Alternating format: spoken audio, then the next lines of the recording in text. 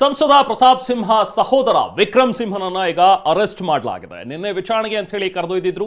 ಅರಣ್ಯ ಇಲಾಖೆ ಅಧಿಕಾರಿಗಳು ಇವತ್ತು ಅರೆಸ್ಟ್ ಮಾಡಿದ್ದಾರೆ ಅವ್ರನ್ನ. ಸಂಸದ ಪ್ರತಾಪ್ ಸಿಂಹ ಸಹೋದರ ವಿಕ್ರಮ್ ಸಿಂಹ ಈಗ ಅರೆಸ್ಟ್ ಆಗಿದ್ದಾರೆ. ಅರಣ್ಯ ಇಲಾಖೆ ಅಧಿಕಾರಿಗಳು ವಿಕ್ರಮ್ ಸಿಂಹನನ್ನ ಬಂಧಿಸಿದ್ದಾರೆ. 126 ಮರಗಳನ್ನ ಕಡಿದು ಹಾಕಿರುವಂತಹ ಆರೋಪ ವಿಕ್ರಮ್ ಸಿಂಹ ಅವರ ಮೇಲಿದೆ. 126 ಮರಗಳ ಮಾರಣ ಹೋಮ ಕೇಸ್ಗೆ ಸಂಬಂಧಪಟ್ಟಂತೆ ಅರೆಸ್ಟ್ ಆಗಿದ್ದಾರೆ. ಈಗ ಹಾಸನ ಅರಣ್ಯಾಧಿಕಾರಿಗಳು ಬಂಧಿಸಿದ್ದಾರೆ. ಬೆಂಗಳೂರಿನಲ್ಲಿ ಹಾಸನದಲ್ಲಿ ಅಧಿಕಾರಿಗಳಿಂದ ಈಗ ರಹಸ್ಯ ಸ್ಥಳದಲ್ಲಿ ವಿಚಾರಣೆ ನಡೀತಾ ಇದೆ. ನಿನ್ನೆ ಬೆಂಗಳೂರಿನಲ್ಲಿ ಅವರನ್ನ ವಶಕ್ಕೆ ಪಡ್ಕೊಂಡು ಕರ್ಕೊಂಡು ಹೋಗಲಾಯಿತು. ಈಗ ಒಂದು ರಹಸ್ಯ ಸ್ಥಳದಲ್ಲಿ ಇರಿಸಿ ವಿಚಾರಣೆಯನ್ನ ಕೂಡ ನಡೆಸ್ತಾ ಇದ್ದಾರೆ. ಈಗ ಅರೆಸ್ಟ್ ಅಂತಾನೂ ಕೂಡ ತೋರಿಸಿದ್ದಾರೆ. ಡಿಸೆಂಬರ್ 16ಕ್ಕೆ ತಹಶೀಲ್ದಾರ್ ಮಮತಾ ಅವರು ಈ ಬಗ್ಗೆ ದೂರನ್ನ ಕೊಟ್ಟಿದ್ರು. ರಾಕೇಶ್ ಶೆಟ್ಟಿ, ಜಯಮ್ಮ ಎಂಬುವರ ವಿರುದ್ಧ ಕೂಡ FIR ದಾಖಲಾಗಿತ್ತು. ಶುಂಠಿ ಬೆಳೆಯೋದಕ್ಕೆ ಜಾಗವನ್ನ ಅಗ್ರಿಮೆಂಟ್ ಮಾಡಿಕೊಂಡಿದ್ದಂತಹ ವಿಕ್ರಮ್ ನಂತರ ಅಲ್ಲಿ ಸುಮಾರು 126 ಮರಗಳನ್ನ ಕಡಿದು ಕಳ್ಳ ಸಾಗಾಟ ಮಾಡಿದ್ದಾರೆ ಅನ್ನುವಂಥದ್ರ ಬಗ್ಗೆ ಇವರ ಮೇಲಿರುವಂತಹ ಆರೋಪ. ಈ ಬಗ್ಗೆ ಡಿಸೆಂಬರ್ 16ನೇ ತಾರೀಕು ಅಲ್ಲಿನ ತಹಶೀಲ್ದಾರ್ ಮಮತಾ ಅವರು ದೂರನ್ನ ಕೊಟ್ಟಿದ್ರು ಅರಣ್ಯ ಇಲಾಖೆಗೆ. ಈ ಸಂಬಂಧ ವಿಚಾರಣೆಯನ್ನು ನಿಮ್ಮ ಉಬ್ಬಿದ ರಕ್ತನಾಳಗಳ ಸಮಸ್ಯೆಗೆ ಎವಿಸ್ ಆಸ್ಪತ್ರೆಯಲ್ಲಿ ಕೇವಲ 30 ನಿಮಿಷದ ಲೇಸರ್ ಚಿಕಿತ್ಸೆಯೊಂದಿಗೆ ಮುಕ್ತಿ ಹೊಂದಬಹುದು. ಹೆಚ್ಚಿನ ವಿವರಗಳಿಗಾಗಿ ಸಂಪರ್ಕಿಸಿ 8088837000.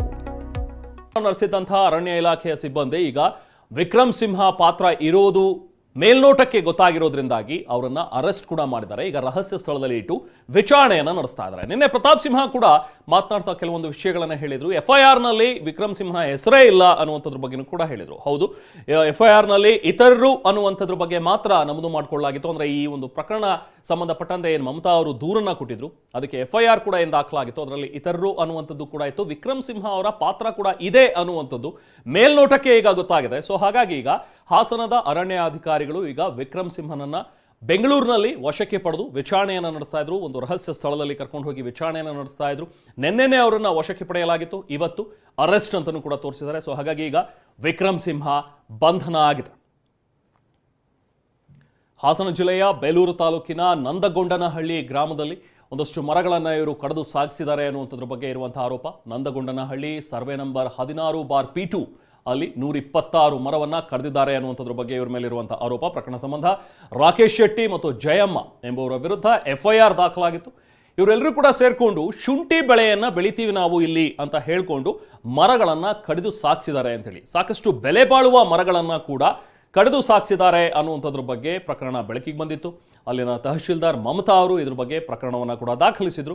ಈ ಪ್ರಕರಣದಲ್ಲಿ ಈಗ ರಾಕೇಶ್ ಶೆಟ್ಟಿ ಮತ್ತು ಜಯಮ್ಮ ಅನ್ನೋರ ವಿರುದ್ಧ FIR ಕೂಡ ದಾಖಲಾಗಿತ್ತು. ಹಾಗೆ ಇದೇ ಪ್ರಕರಣಕ್ಕೆ ಸಂಬಂಧಪಟ್ಟಂತೆ ವಿಕ್ರಮ್ ಸಿಂಹ ಪಾತ್ರ ಕೂಡ ಇದೆ ಅನ್ನುವಂಥದ್ದು ಮೇಲ್ನೋಟಕ್ಕೆ ಗೊತ್ತಾಗಿರುವಂತಹ ಹಿನ್ನೆಲೆಯಲ್ಲಿ ಈಗ ಅರಣ್ಯ ಅಧಿಕಾರಿಗಳು ಅವರನ್ನ ಅರೆಸ್ಟ್ ಮಾಡಿದ್ದಾರೆ.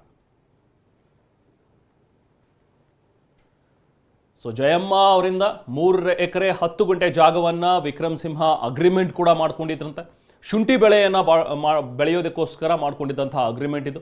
ಕೇಸ್ ಸಂಬಂಧ ವಿಕ್ರಮ್ ಸಿಂಹನನ್ನ ಈಗ ವಿಚಾರಣೆಗೆ ಕರ್ಕೊಂಡು ಹೋಗಿದ್ರು. ಈಗ ವಿಚಾರಣೆಗೆ ಮುಂಚೆನೆ ಕರೆದಿದ್ರು ವಿಕ್ರಮ್ ಸಿಂಹ ಅವರನ್ನ. ಬಟ್ ವಿಚಾರಣೆಗೆ ಹಾಜರಾಗದೆ ತಲೆಮರೆಸ್ಕೊಂಡಿದ್ರು ಅನ್ನುವಂಥದ್ರ ಬಗ್ಗೆನೂ ಕೂಡ ಇವ್ರ ಮೇಲೆ ಆರೋಪ ಆಯಿತು. ಹಾಗಾಗಿ ಈಗ ಅರಣ್ಯ ಅಧಿಕಾರಿಗಳೇ ಅವರನ್ನ ವಶಕ್ಕೆ ಪಡೆದುಕೊಂಡು ಈಗ ಅರೆಸ್ಟ್ ಮಾಡಿದ್ದಾರೆ. ಮತ್ತಷ್ಟು ಡೀಟೇಲ್ಸ್ ಪಡೆಯೋಣ ನಮ್ಮ ಪ್ರತಿನಿಧಿ ಮಂಜುನಾಥ್ ಅವರಿಂದ. ಮಂಜುನಾಥ್, ಇನ್ಫ್ಯಾಕ್ಟ್ ಈಗ FIR ನಲ್ಲಿ ವಿಕ್ರಮ್ ಸಿಂಹ ಹೆಸರು ಇರಲಿಲ್ಲ, ಬಟ್ ಇತರರು ಅನ್ನುವಂಥದ್ರ ಬಗ್ಗೆ ಈ ಹಿಂದೆನೆ ದಾಖಲು ಮಾಡ್ಕೊಂಡಿದ್ರು. ಈಗ ವಿಕ್ರಮ್ ಸಿಂಹ ಅವರ ಪಾತ್ರ ಏನಾದರೂ ಮೇಲ್ನೋಟಕ್ಕೆ ಗೊತ್ತಾಗಿರೋದ್ರಿಂದಾಗಿ ಅರಣ್ಯ ಇಲಾಖೆ ಅಧಿಕಾರಿಗಳು ಅರೆಸ್ಟ್ ಮಾಡಿದಾರಾ? ಹೇಗೆ ನಡೀತಾ ಇದೆ ವಿಚಾರಣೆ? ಈಗ ಏನ್ ಡೀಟೇಲ್ಸ್ ಇದೆ ಮಂಜುನಾಥ್? ಹಾಸನ ಜಿಲ್ಲೆ ಬೇಲೂರು ತಾಲೂಕಿನ ನಂದಗೋಡನಹಳ್ಳಿ ಅಂತಕ್ಕಂಥ ಗ್ರಾಮದ ಸರ್ವೆ ನಂಬರ್ 16ರಲ್ಲಿ 3 ಎಕರೆ 10 ಗುಂಟೆ ಜಮೀನಲ್ಲಿ ಶುಂಠಿ ಬೆಳಿಲಿಕ್ಕೆ ಅಂತೇಳಿ ಪ್ರತಾಪ್ ಸಿಂಹ ಅವರ ಸಹೋದರ ವಿಕ್ರಮ್ ಸಿಂಹ ಅವರು ಅಗ್ರಿಮೆಂಟ್ ಅನ್ನ ಮಾಡ್ಕೊಂಡಿರ್ತಾರೆ. ಅದಕ್ಕಾಗಿ ಜಮೀನನ್ನ ಕ್ಲೀನ್ ಮಾಡಿಸೋ ವೇಳೆ ಅವರು ಯಾವ ಲ್ಯಾಂಡ್ಗೆ ಅಗ್ರಿಮೆಂಟ್ ಮಾಡ್ಕೊಂಡಿದ್ರು ಆ ಲ್ಯಾಂಡ್ಗೂ ಕೂಡ ಅಲ್ಲಿ ಕೂಡ ಮರ ಕಡಿಲಿಕ್ಕೆ ಯಾವುದೇ ಅನುಮತಿಯನ್ನ ಪಡ್ಕೊಂಡಿಲ್ಲ. ಜೊತೆಗೆ ಆ ಸುತ್ತಮುತ್ತ ಇದ್ದಂತ ಒಟ್ಟು 12 ಎಕರೆ ಪ್ರದೇಶದಲ್ಲಿ ಅಕ್ರಮವಾಗಿ 126 ಮರಗಳನ್ನ ಕಡಿಯಲಾಗಿದೆ ಅಂತಕ್ಕಂಥದ್ದು ಆರೋಪ. ಈ ಆರೋಪಕ್ಕೆ ಸಂಬಂಧಪಟ್ಟಾಗ ಈಗಾಗಲೇ ಆ ಲ್ಯಾಂಡ್ ಓನರ್ ಆಗಿರ್ತಕ್ಕಂಥ ಜಯಮ್ಮ ಮತ್ತೆ ರಾಕೇಶ್ ಶೆಟ್ಟಿ ಅನ್ನೋರ ಮೇಲೆ FIR ಅರಣ್ಯ ಇಲಾಖೆಯಿಂದ ದಾಖಲಾಗಿದೆ.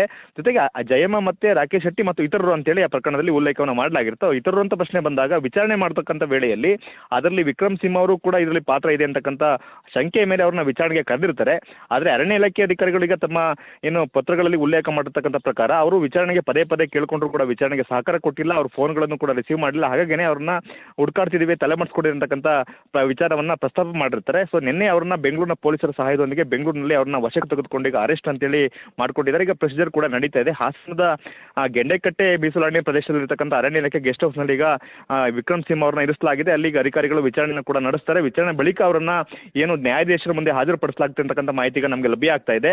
ಏನು ಈ ಪ್ರಕರಣದಲ್ಲಿ ಒಟ್ಟು 12 ಎಕರೆ ಪ್ರದೇಶದಲ್ಲಿ ಇನ್ಕ್ಲೂಡಿಂಗ್ ಆ ಪ್ರದೇಶದಲ್ಲಿ ಏನು ಗೋಮಾಳ ಪ್ರದೇಶ ಕೂಡ ಇದೆ, ಸರ್ಕಾರಿ ಲ್ಯಾಂಡ್ ಕೂಡ ಇದೆ. ಸರ್ಕಾರಿ ಲ್ಯಾಂಡ್ ಅಲ್ಲಿ ಇದ್ದಂತ ಅಮೂಲ್ಯವಾಗಿರ್ತಕ್ಕಂಥ ಹೊನ್ನೆ, ನಂದಿ ಹಾಗೆ ಹಲಸು, ಮಾವು ಮರಗಳನ್ನ ಕಡಿಯಲಾಗಿದೆ ಅಂತಕ್ಕಂಥ ಆರೋಪ ಇದೆ. ಈ ಆರೋಪದಲ್ಲಿ ಈ ಪ್ರಕರಣ ಏನ್ ಮರ ಕಡಿದಿರ್ತಕ್ಕಂಥ ಪ್ರಕರಣದಲ್ಲಿ ವಿಕ್ರಮ್ ಸಿಂಹ ಅವರ ಪಾತ್ರ ಕೂಡ ಇದೆ ಅಂತಕ್ಕಂಥ ಅನುಮಾನದ ಮೇಲೆ ಈಗ ಅವ್ರನ್ನ ಅರೆಸ್ಟ್ ಮಾಡಲಾಗಿದೆ. ಸೊ ಮುಂದಿನ ಹಂತದಲ್ಲಿ ಅವ್ರ ಪಾತ್ರ ಇದರಲ್ಲಿ ಇತ್ತಾ ಇಲ್ವಾ ಅಂತಕ್ಕಂಥ ಎಲ್ಲವೂ ಕೂಡ ತನಿಖೆಯಲ್ಲಿ ಬರ್ತಾ ಹೋಗ್ತದೆ.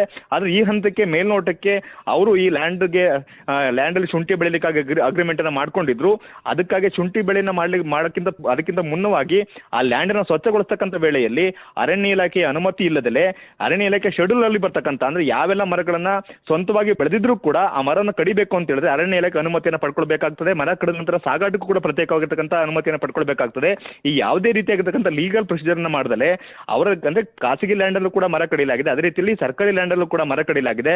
ಸೊ ಈ ಪ್ರಕರಣದಲ್ಲಿ ವಿಕ್ರಮ್ ಸಿಂಹ ಅವರ ಪಾತ್ರ ಕೂಡ ಇರ್ತಕ್ಕಂಥದ್ದು ಮೇಲ್ನೋಟಕ್ಕೆ ಕಂಡು ಬರ್ತಕ್ಕಂಥ ಹಿನ್ನೆಲೆಯಲ್ಲಿ ಈಗ ಅವ್ರನ್ನ ವಶಕ್ಕೆ ತೆಗೆದುಕೊಳ್ಳಲಾಗಿದೆ ಅಂತಕ್ಕಂಥ ಮಾಹಿತಿಯನ್ನು ಅರಣ್ಯ ಇಲಾಖೆ ಮೂಲಗಳು ಕೊಡ್ತಾ ಇದ್ದಾವೆ. ಸದ್ಯಕ್ಕೆ ಈಗ ಅವ್ರನ್ನ ಅರೆಸ್ಟ್ ಮಾಡಲಾಗಿದೆ.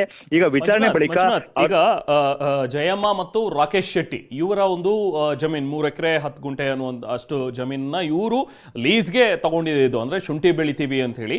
ಬಹುಶಃ ಎಲ್ಲರೂ ಸೇರಿ ಈ ಮರಗಳನ್ನ ಕಡಿದಿದ್ದಾರಾ ಅನ್ನುವಂಥದ್ರ ಬಗ್ಗೆ ಅನುಮಾನಗಳು ಖಂಡಿತವಾಗ್ಲೂ ಮೂಡ್ತಾ ಇವೆ ಮಂಜುನಾಥ್. ಈ ಪ್ರಕರಣದಲ್ಲಿ ಮಮತಾ ಅವರು ಕೊಟ್ಟಂತಹ ಒಂದು ದೂರ ಏನಿದೆ ಅದನ್ನ ನೋಡ್ತಾ ಹೋದ್ರೆ, ಜೊತೆಗೆ ಇನ್ನೂ ಯಾರಾದ್ರೂ ಇದರಲ್ಲಿ ಪ್ರಭಾವಿಗಳು ಶಾಮೀಲಾಗಿದ್ದಾರಾ ಅನ್ನುವಂಥದ್ರ ಬಗ್ಗೆ ಕೂಡ ಪ್ರಶ್ನೆ ಬರುತ್ತೆ. ಯಾಕಂದ್ರೆ ಇಷ್ಟೊಂದು ಬೆಲೆ ಬಾಳುವಂತಹ ಮರಗಳು 126 ಮರಗಳನ್ನ ರಾಜಾರೋಷವಾಗಿ ಕಡಿದು ಇವರು ಮಾರಾಟ ಮಾಡ್ತಾರೆ ಅಂತ ಹೇಳಿದ್ರೆ ಯಾರಾದ್ರೂ ಪ್ರಭಾವಿಗಳು ಇವ್ರ ಹಿಂದೆ ಇದಾರಾ, ಬೆನ್ನಿಗೆ ಹಿಂದೆ ಇದಾರಾ ಅಥವಾ ಶಾಮೀಲಾಗಿದ್ದಾರಾ ಅನ್ನುವಂಥದ್ರ ಬಗ್ಗೆ ಸಹಜವಾಗಿ ಸಂಶಯಗಳು ಮೂಡುತ್ತೆ ಮಂಜುನಾಥ್.